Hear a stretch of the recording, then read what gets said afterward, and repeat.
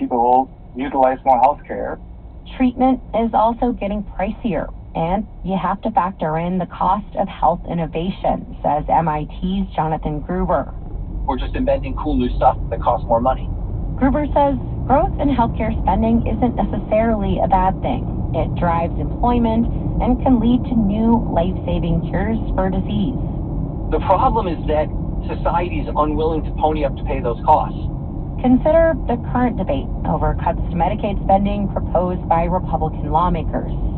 To keep people off health insurance, we'll spend less on healthcare, and people will die. And that's a trade-off that I think the U.S. voter needs to recognize that these politicians are making. One way or the other, he says, when it comes to their health, Americans will have to pay. I'm Elizabeth Trovall for Marketplace. Marketplace Morning Report is supported by Amazon Business, dedicated to helping businesses save time on office tasks and empower leaders with business buying solutions that support teams to focus on growing the business. Learn about smart business buying at AmazonBusiness.com. A group of tanker ships used largely by Iran and Russia to sell oil on the global market to get around international sanctions is growing in size. The Shadow Fleet, now 17% of all international tankers, according to a report from Allianz.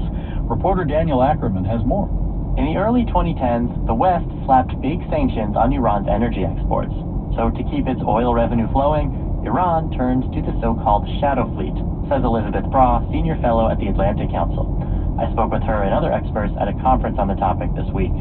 It really began as a way for Iran to export and import because it was under so many sanctions. She says Russia now also uses shadow vessels to sell its oil. The country was sanctioned for invading Ukraine in 2022. And Braw says the size of the international shadow fleet has more than doubled since then. They're essentially like a tumor on the global shipping system. These shadow vessels use all kinds of shadowy tactics. They spoof GPS, for example, to claim they're loading oil at an Iraqi port when they're actually in Iran. They carry fake insurance documents, and they transfer their cargo from one ship to another just to confuse anyone watching by satellite. And Braw says these vessels aren't exactly in ship shape.